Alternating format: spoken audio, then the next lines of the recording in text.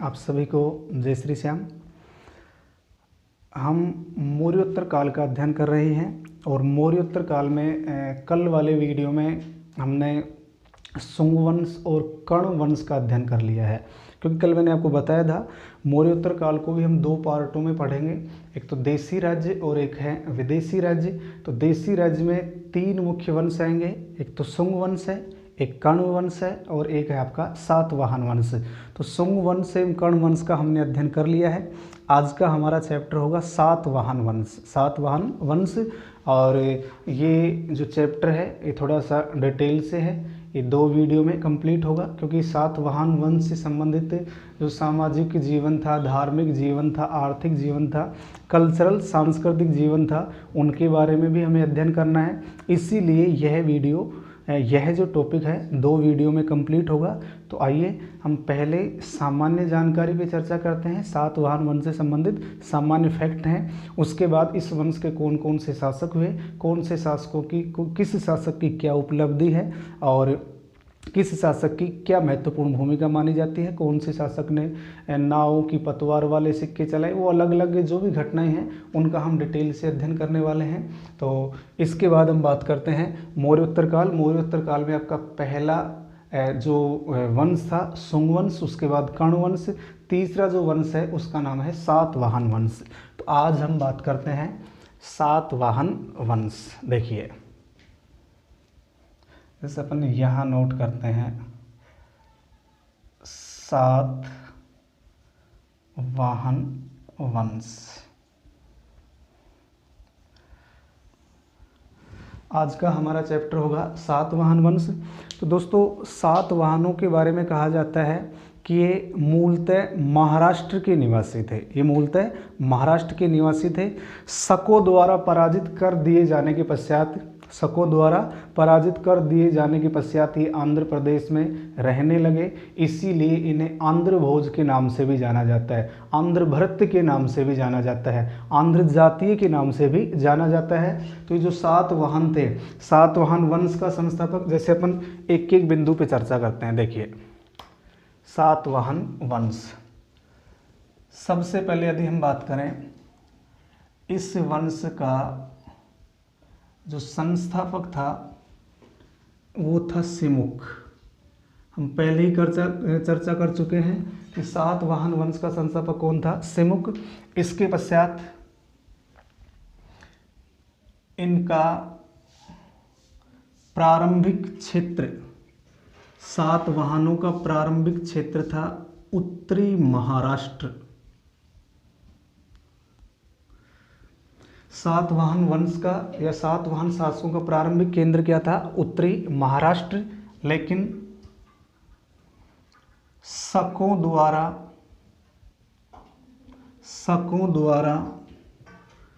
परास्त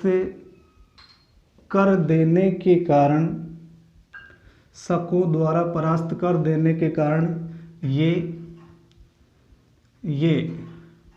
कृष्णा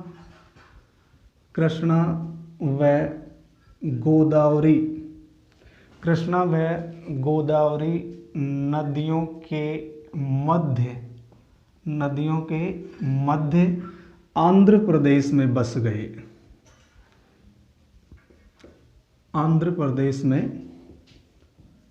गए। तो ध्यान रखना है, मूलतः जो सातवाहन है उनका संबंध कहाँ से था, उत्तरी महाराष्ट्र से। शकों द्वारा पराजित कर देने के पश्चात ये कृष्णा व गोदावरी नदियों के मध्य आंध्र प्रदेश में बस गए। इसीलिए इन्हें किस किस नाम से जाना जाता है, आंध्र भोज,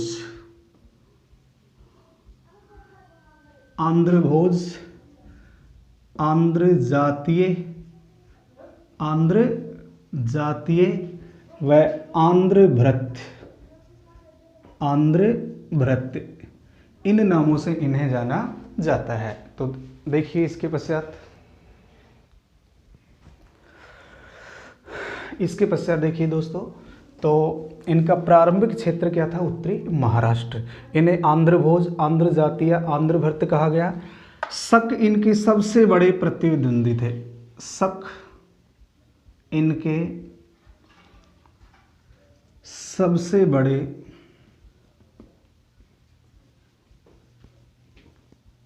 प्रतिद्वंदी थे।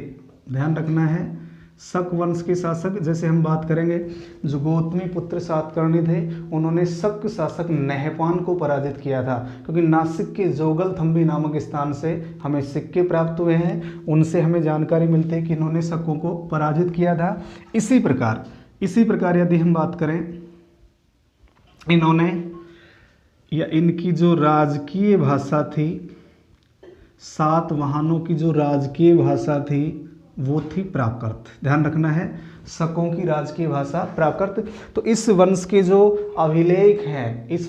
अभिलेख हैं प्राकृत भाषा और ब्राह्मी लिपि में लिखे गए हैं। ध्यान रखना है, इस वंश के अभिलेख प्राकृत भाषा व ब्राह्मी लिपि में लिखे गए। इसी प्रकार ये भी ब्राह्मण थे। ये जो सातवाहन हैं ये जाति से ब्राह्मण थे, इनकी अगर हम राजधानी की बात करें, इनकी राजधानी की बात करें तो जो प्रारंभिक राजधानी थी धान्यकटक। प्रारंभिक राजधानी है इनकी धान्यकटक। और जो अन्य राजधानी है, ये ध्यान रखना ही, प्रारंभिक राजधानी है, अन्य राजधानी है पैठन या प्रतिष्ठानपुर, पैठन अथवा प्रतिष्ठानपुर। तो इनकी जो प्रारंभिक राजधानी थी वो क्या थी, धान्यकटक, और जो इनकी अन्य राजधानी है पैठन अथवा प्रतिष्ठानपुर। इसी प्रकार देखिए, तो ये जाति से क्या थे, ब्राह्मण। सर्वप्रथम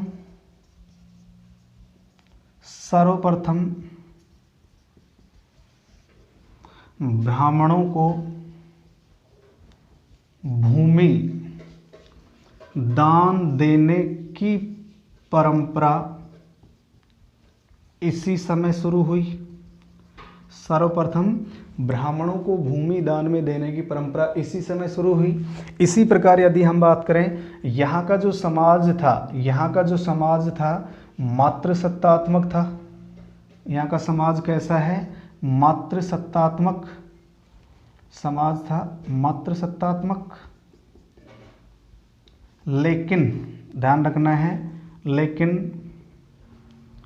लेकिन राजकुल था इनका पितृसत्तात्मक। ये ध्यान रखना है, राजकुल कैसा था, पितृसत्तात्मक। यानी सामाजिक की बात करें, सामाजिक स्थिति की बात करें तो समाज में माता का महत्व था। अपने नाम से पहले माता की उपाधि लगाई जाती थी, हम बात करेंगे, आगे चर्चा करेंगे।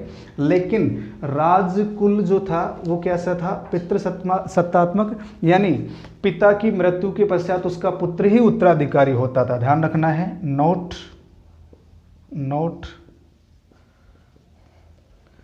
पिता की मृत्यु के पश्चात पुत्र ही उत्तराधिकारी होता था,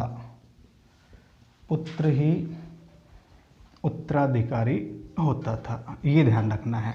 यद्यपि जो समाज था वो मात्र सत्तात्मक था, लेकिन राजकुल में माता का यानी महिला का प्रभाव नहीं था। पिता की मृत्यु के बाद पुत्र ही उसका उत्तराधिकारी होता था। तो सामान्य जानकारी है। देखिए, सातवाहन वंश संस्थापक सिमुख, प्रारंभिक क्षेत्र उत्तरी महाराष्ट्र, शकों द्वारा परास्त कर देने के कारण ये कृष्णा व गोदावरी नदियों के मध्य आंध्र प्रदेश में बस गए। इसीलिए इन्हें क्या क्या कहा जाता है, आंध्रभोज। इन्हें क्या कहा जाता है, आंध्रभोज। आंध्र जातीय और आंध्र भृत्य शक इनके सबसे बड़े प्रतिद्वंदी थे। इनके सबसे बड़े शत्रु कौन थे, शक। इनकी राजकीय भाषा क्या थी, प्राकृत। इनके जो अभिलेख हैं वो प्राकृत भाषा और ब्राह्मी लिपि में लिखे गए। ये जाति से क्या थे, ब्राह्मण। राजधानी, प्रारंभिक राजधानी थी धान्यकटक, प्रारंभिक राजधानी धान्यकटक। और इनकी प्रसिद्ध राजधानी कौन सी है, पैठन अथवा प्रतिष्ठानपुर। सर्वप्रथम ब्राह्मणों को भूमि दान में देने की परंपरा यहीं शुरू होती है। समाज मात्र सत्तात्मक था, लेकिन राजकुल पितृसत्तात्मक। पूर्वात्मक अर्थात पिता की मृत्यु के पश्चात पुत्र ही उसका उत्तराधिकारी होता था। तो ये सामान्य जानकारियां हैं, एक बार आप इनका स्क्रीनशॉट ले लीजिए।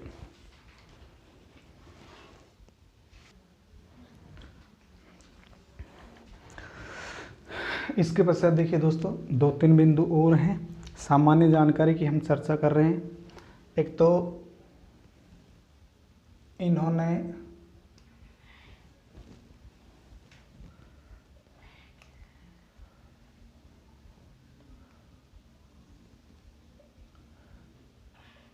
बौद्ध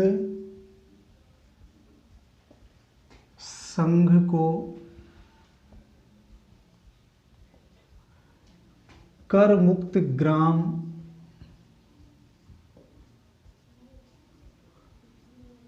दान में दिए थे। इन्होंने बौद्ध संघ को कर मुक्त ग्राम दान में दिए। इसी प्रकार इन्होंने सीसा, जस्ता और पोटीन, सीसा, जस्ता व पोटीन के सिक्के जारी किए। सीसा, जस्ता व पोटीन के सिक्के चलाए। इसी प्रकार इन्होंने दक्कन में कपास की खेती को बढ़ावा दिया, दक्षिण में कपास की खेती को बढ़ावा दिया। तो ध्यान रखना है, दक्कन में कपास की खेती को बढ़ावा दिया गया, दक्कन में कपास की खेती को इनके द्वारा बढ़ावा दिया गया। तो कुछ सामान्य फैक्ट हैं, ये भी हमें याद होने चाहिए। इसके बाद हम बात करते हैं, ये जो आपका सातवाहन वंश है, सातवाहन वंश की जानकारी के स्रोत।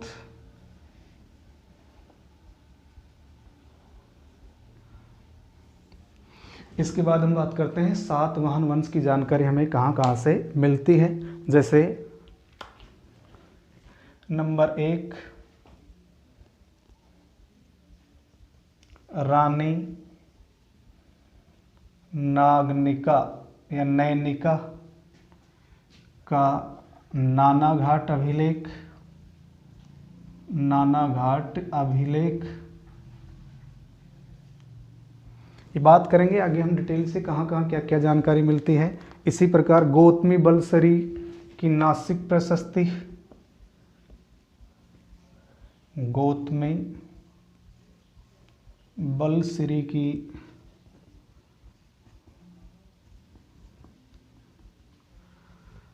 नासिक प्रशस्ति।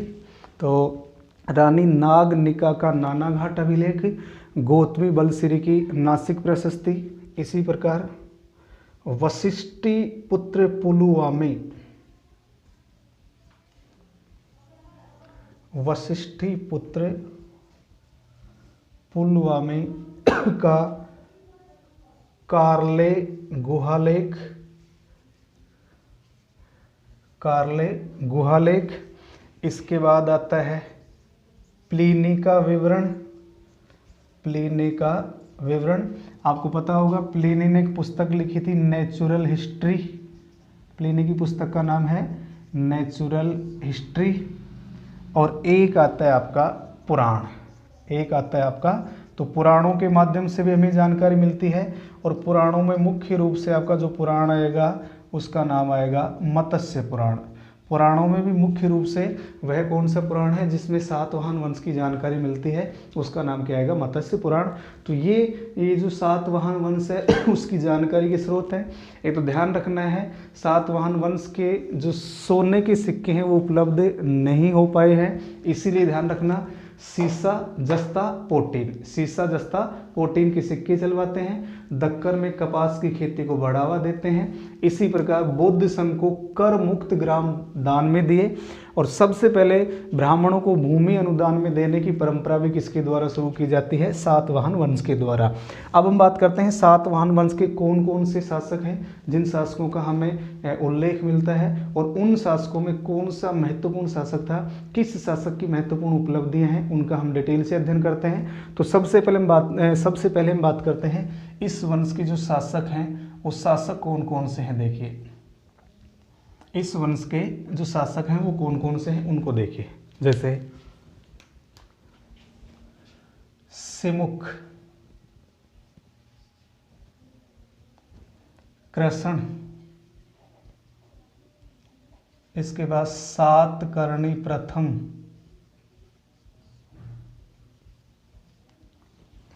तो जो सिमुक है ये तो सातवाहन वंश का संस्थापक है, ध्यान रखना है। सातवाहन वंश का संस्थापक कौन है? सिमुक, उसके बाद कृष्ण, उसके बाद सातकर्णी प्रथम, उसके बाद है आपका हाल, उसके बाद है गौतमी पुत्र सातकर्णी, गौतमी पुत्र सातकर्णी, इसके बाद है वशिष्ठी पुत्र पुलुवामी, पुलुमावी या पुलुवामी, गौतमी पुत्र सातकर्णी, उसके बाद है वशिष्ठी पुत्र पुलुवामी, इसके बाद है आपका शिवश्री सातकर्णी, शिवश्री सातकर्णी, इसके बाद है यज्ञश्री सातकर्णी, यज्ञश्री सातकर्णी, और इसके बाद है आपका पुलुवामी थर्ड, पुलुवामी थर्ड, पुलुवामी थर्ड। ये कुछ शासक हैं आपके सातवाहन वंश के। इन शासकों में कौन कौन सा शासक महत्वपूर्ण है? जैसे संस्थापक हो गया, इसके बाद हमें इसके बारे में अध्ययन करना है, इसके बारे में अध्ययन करना है, इसके बारे में। महत्वपूर्ण यदि शासक की बात करें तो महत्वपूर्ण जो शासक है वो कौन सा होगा? गौतमी पुत्र सातकर्णी। तो एक बार आप इसका स्क्रीनशॉट ले लीजिए।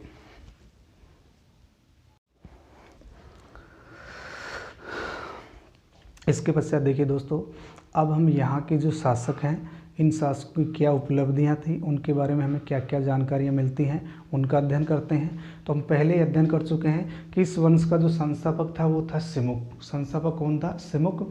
उसके बाद कृष्ण, और उसके बाद यहाँ का एक प्रसिद्ध शासक आता है जिसका नाम है सातकर्णी प्रथम, सातकर्णी प्रथम।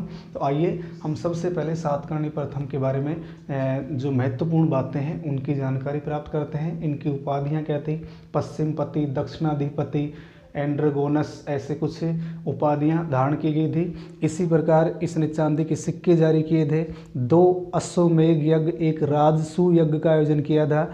एक कलिंग का जो नरेश खारवेल था वो इन्हीं के समकालीन था। कलिंग नरेश खारवेल जो सातकर्णी प्रथम है सातवाहन वंश के, वो इन्हीं के समकालीन था। और इनके बारे में जानकारी नानाघाट अभिलेख से मिलती है। इनके बारे में जानकारी नानाघाट अभिलेख से मिलती हैं। तो 4-5 बातें हैं इनके बारे में, उनका हम अध्ययन करते हैं। तो सबसे पहले हम बात करते हैं इनके जीवन परिचय और इनकी जो उपाधियां हैं उनके बारे में चर्चा करते हैं। तो यहाँ का जो शासक है, शासक का नाम क्या है? सातकर्णी प्रथम। तो आइए देखते हैं सातकर्णी प्रथम। देखिए,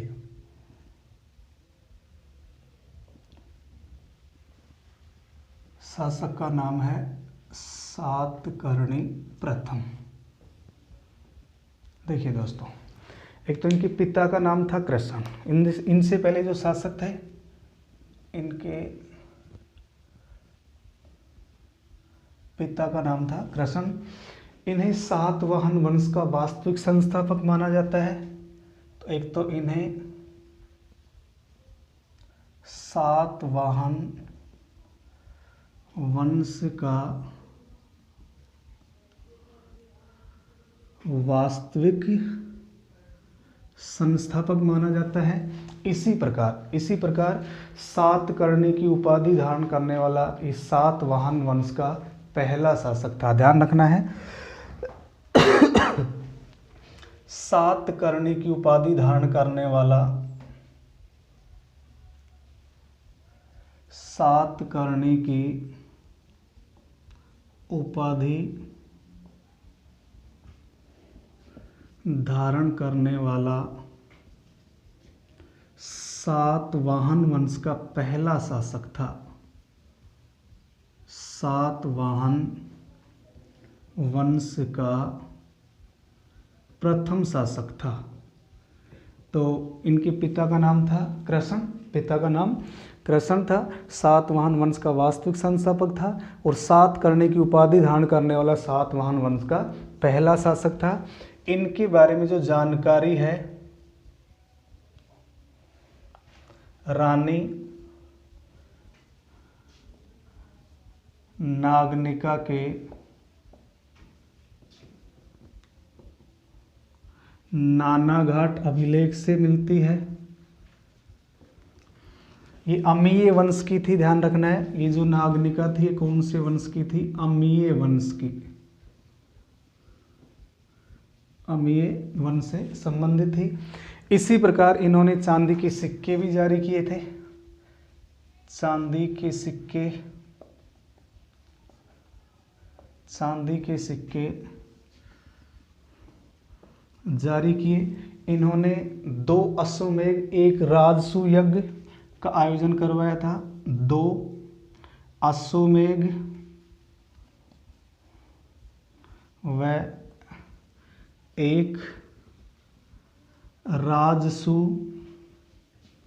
यज्ञ का आयोजन करवाया। 2 तो अश्वमेध और 1 है आपका राजसू यज्ञ, इनका इसके द्वारा आयोजन करवाया गया। चांदी के सिक्के जारी किए गए। इसके बारे में जानकारी रानी नागनिका के नानाघाट अभिलेख से मिलती है। और ये कौन से वंश के थे? अमेय वंश के। चांदी के सिक्के जारी किए, 2 अश्वमेध और 1 राजसू यज्ञ का आयोजन करवाया। अब इनकी जो उपाधियां हैं वो उपाधियां देखिए कौन कौन सी हैं। इनकी उपाधियां देखिए।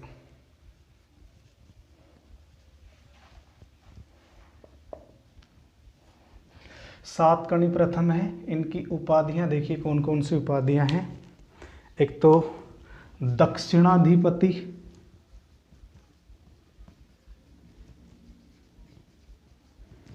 एक तो इनकी उपाधि है दक्षिणाधिपति।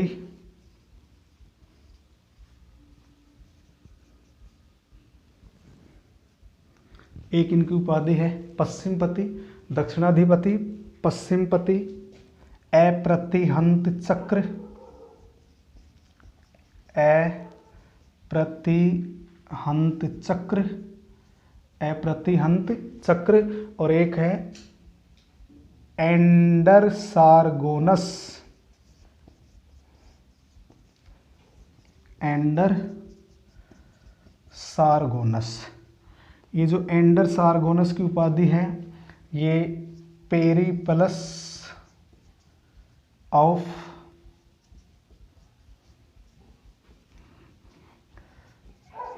एरिसियन थी। एरिसियन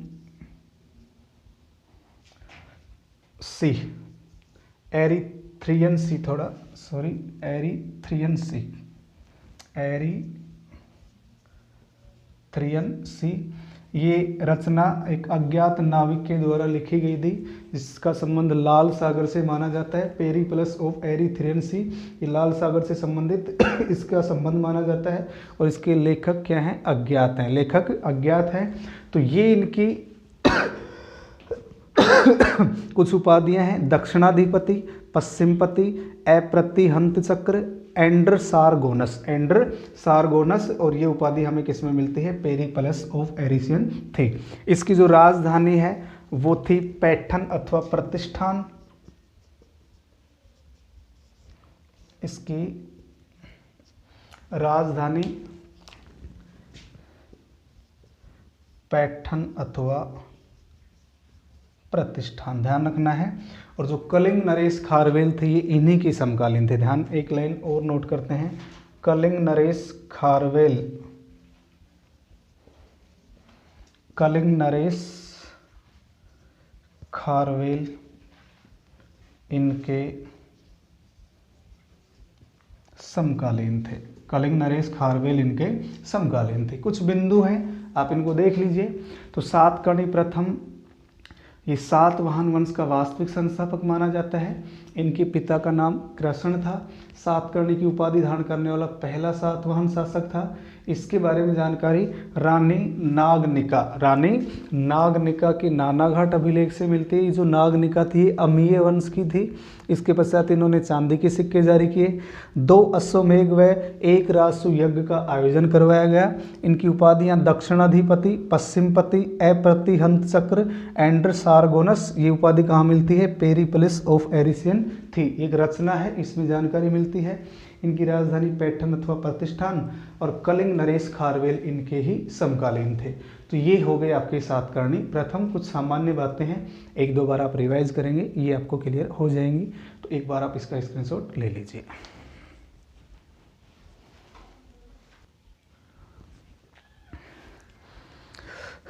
इसके पश्चात देखिए, यहाँ का एक प्रसिद्ध शासक आता है, इसका नाम है हाल, और ये सातवाहन वंश का 17वां शासक था। एक शासक है, 5-7 लाइनें हैं, देखिए शासक का नाम है हाल। तो ये जो हाल है, इन्होंने गाथा सप्तशती की रचना की थी। ध्यान रखना है, गाथा सप्तशती की प्राकृत भाषा में रचना की। तो एक तो ये सातवाहन वंश का 17वां शासक था।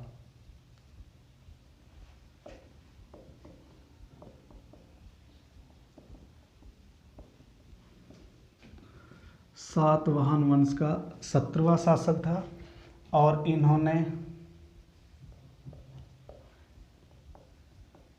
गाथा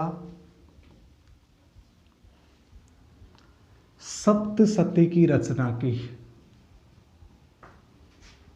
इन्होंने गाथा सप्तशती की रचना की। इसमें 700 श्लोक हैं। ये प्राकृत भाषा में है, पैशाची शैली में है। तो देखिए, इसकी भाषा तो है प्राकृत, इसकी शैली है पैशाची। इसमें श्लोक की संख्या है 700। इसमें कुल कितने श्लोक हैं? 700। और इसकी जो विषय वस्तु है, विषय वस्तु में प्रेम कहानियों का वर्णन है। प्रेम कहानियों का वर्णन है। तो ध्यान रखना है, हाल ये प्रसिद्ध प्राकृत भाषा के विद्वान थे। यद्यपि इन्हें संस्कृत भाषा में भी रुचि थी, लेकिन गाथा सप्तशती जो रचना है वो प्राकृत भाषा, शैली पैचासी है। इसमें 700 श्लोक हैं और इसकी विषय वस्तु प्रेम कहानियों का वर्णन है। इसी प्रकार इसके दरबारी विद्वान, हाल के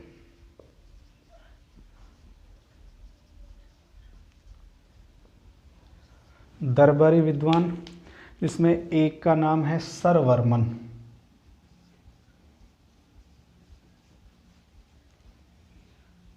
एक का नाम है सरवर्मन, और इसने कातंत्र की रचना की। ये संस्कृत में व्याकरण है, संस्कृत में व्याकरण है। तो कातंत्र की रचना किसके द्वारा की गई? सरवर्मन के द्वारा। और ऐसा माना जाता है कि हाल ने इन्हीं से संस्कृत भाषा सीखी थी। दूसरा है गुणाढ़।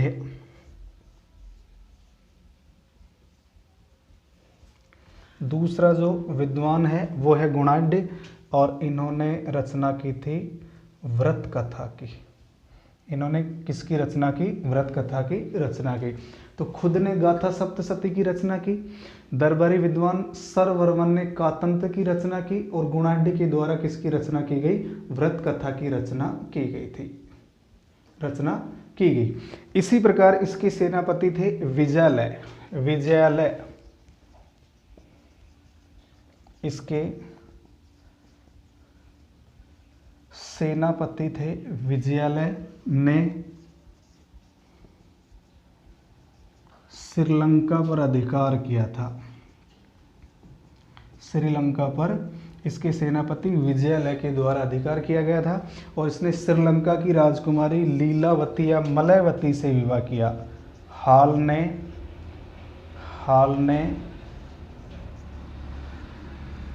श्रीलंका की राजकुमारी लीलावती अथवा मलयवती से विवाह किया।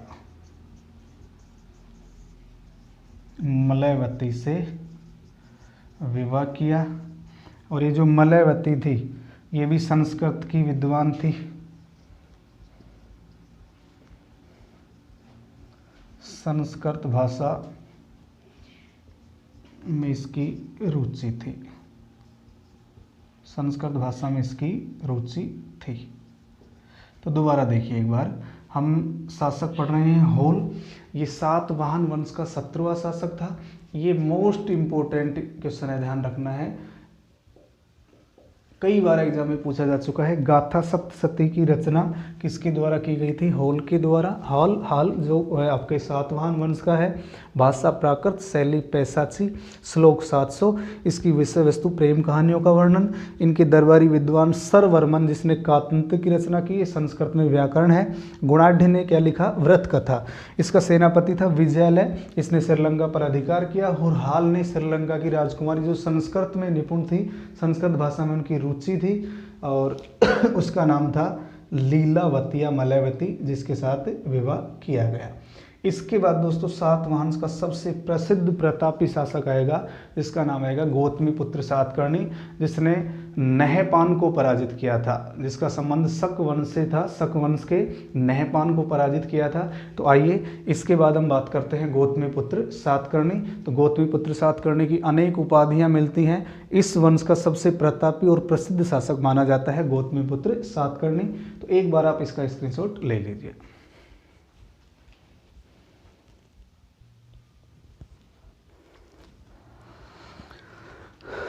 इसके पश्चात देखिए दोस्तों, अब हम सातवाहन वंश के एक प्रसिद्ध शासक की चर्चा करेंगे, जो सबसे महत्वपूर्ण शासक है, जिसे सातवाहन वंश की प्रतिष्ठा को पुनः स्थापित करने वाला शासक भी कहा जाता है, और जिनका नाम है गौतमीपुत्र सातकर्णी। ये महत्वपूर्ण शासक है दोस्तों।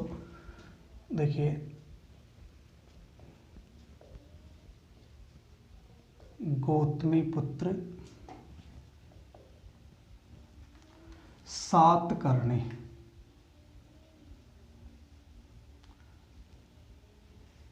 इनका समय है 106 से 130 ईस्वी। गौतमीपुत्र सातकर्णी, इनका समय है 106 से 130 ईस्वी। तो एक तो इसने 24 वर्ष शासन किया, और इनकी माता का नाम था गौतमी बलश्री, और ये सातवाहन वंश का 27वां शासक था।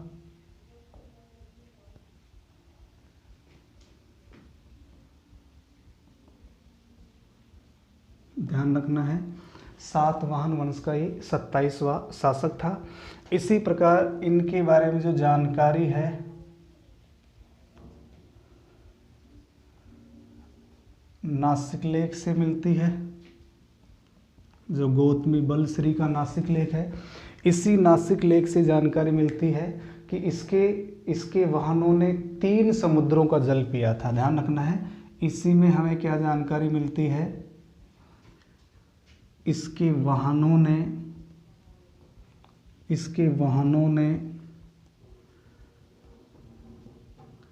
3 समुद्रों का जल पिया। इसके यानी गौतमीपुत्र सातकर्णी के वाहनों ने 3 समुद्रों का जल पिया। इसकी जानकारी हमें नासिक लेख से मिलती है। अब सबसे पहले हम इनकी उपाधियों के ऊपर चर्चा करते हैं। अन्य उपाधियां धारण की गई थी, उपाधियां मिली हुई थी इन्हें।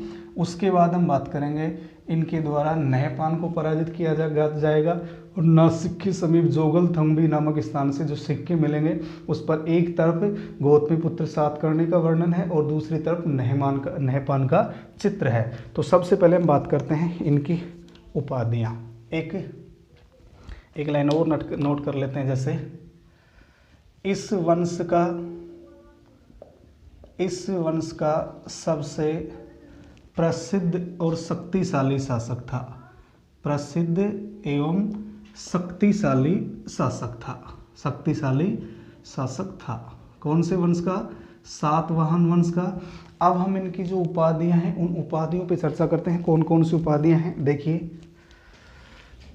उपाधियां, गौतमी पुत्र सातकर्णी की उपाधियां देखिए कौन कौन सी उपाधियां हैं। अद्वितीय ब्राह्मण,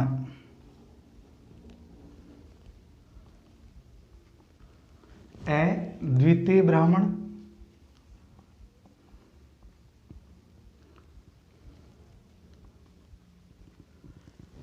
एकमात्र ब्राह्मण, अद्वितीय ब्राह्मण, एकमात्र ब्राह्मण, वेदों का आश्रयदाता। इसके बाद हम बात करें वेदों का आश्रयदाता।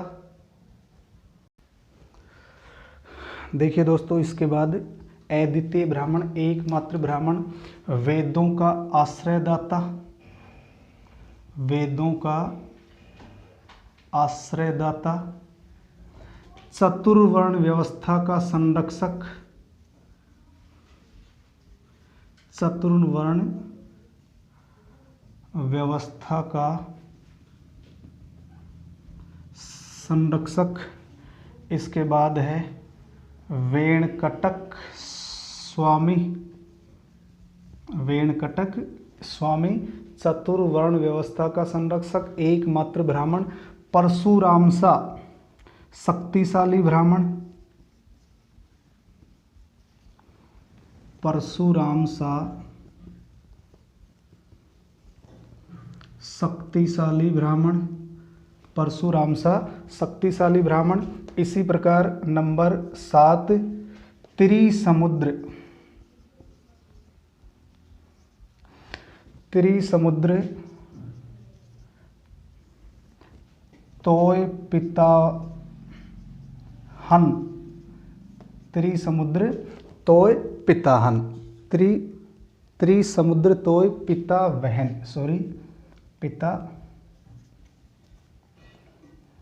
पितावहन। इसी प्रकार नंबर 8 वर्ण विक्रम चारु विक्रम। ये नासिक लेख से जानकारी मिलती है, नासिक लेख से। तो इनकी कुछ उपाधियां हैं देखिए। एक तो इस वंश का सबसे प्रतापी और शक्तिशाली शासक है अद्वितीय ब्राह्मण, एकमात्र ब्राह्मण, वेदों का आश्रयदाता, चतुर्वर्ण व्यवस्था का संरक्षक, वेणकटक स्वामी, परशुराम सा शक्तिशाली परशुराम सा शक्तिशाली, त्रिसमुद्र तोय पितावहन, वरुण विक्रम चारु विक्रम। ये जानकारी कहाँ से मिलती है? नासिक लेख से। और ये जो आपका अद्वितीय ब्राह्मण है ये भी जानकारी नासिक लेख से ही मिलती है, नासिक लेख से।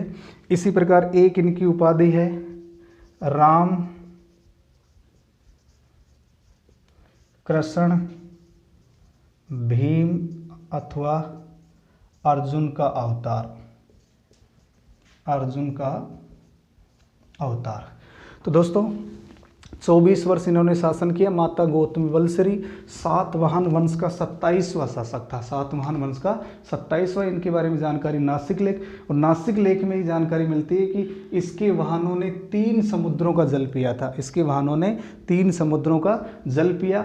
इसीलिए गौतमी पुत्र सातकर्णी को सातवाहन वंश के गौरव व प्रतिष्ठा को पुनः स्थापित करने वाला कहा जाता है। नोट,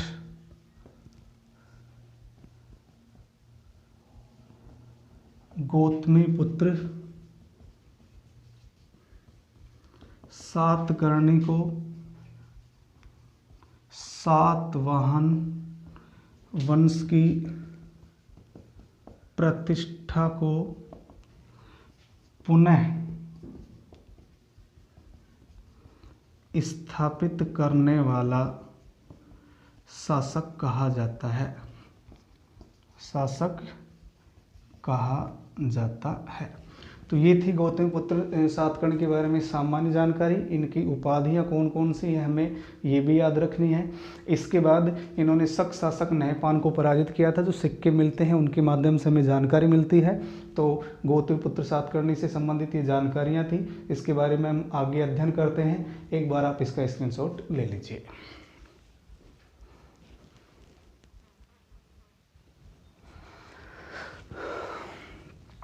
इसके पश्चात देखिए दोस्तों, इनकी सबसे बड़ी उपलब्धि है शक शासक नहपान को पराजित किया था। तो इसमें 2-3 बिंदु हैं, ये नोट और कर लेते हैं। तो इन्होंने शक शासक जो छहरात वंश का था नहपान को पराजित किया था। ध्यान रखना है, नहपान को पराजित किया था। शक शासक जो छहरात वंश का था नहपान, उसको पराजित किया गया। और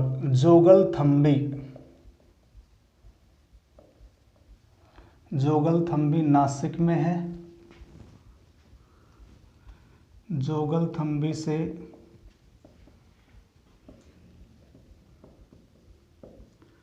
सिक्कों का ढेर प्राप्त हुआ है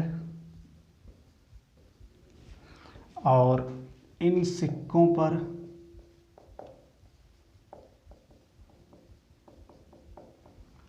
एक तरफ नहपान व दूसरी तरफ गौतमीपुत्र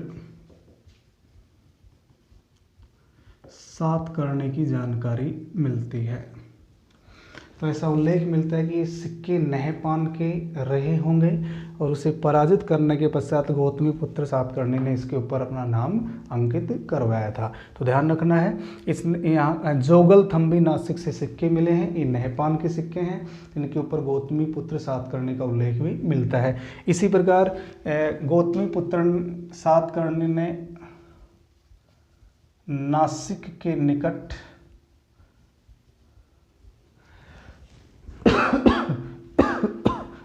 वेणकटक शहर बसाया।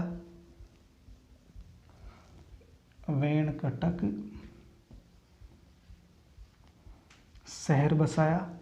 इसी प्रकार गौतमीपुत्र को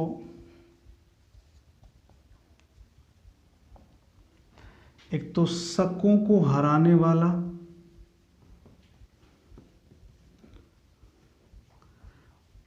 और एक क्षत्रियों के घमंड को चूर करने वाला भी कहा गया है। क्षत्रियों के घमंड को चूर करने वाला भी कहा गया है।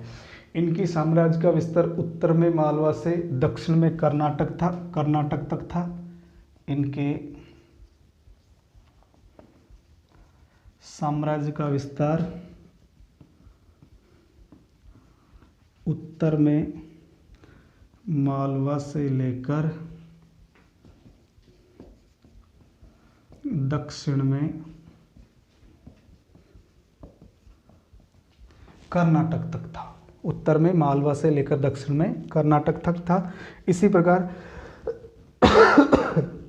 इन्होंने नासिक के बौद्ध संघ को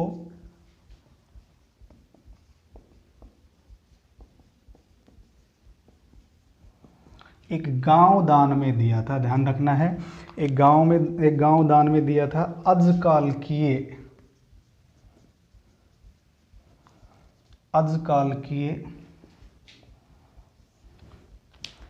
गांव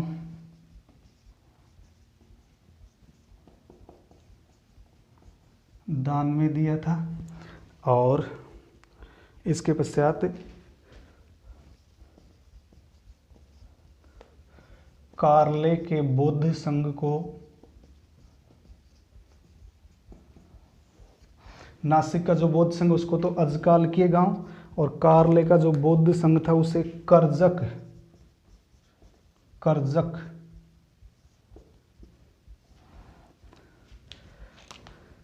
नामक गांव दान में दिया था। और ये जो सातवाहन वंश का शासक गौतमीपुत्र सातकर्ण, इसने उत्तर भारत की राजनीति में भी हस्तक्षेप किया था। ध्यान रखना है, इसने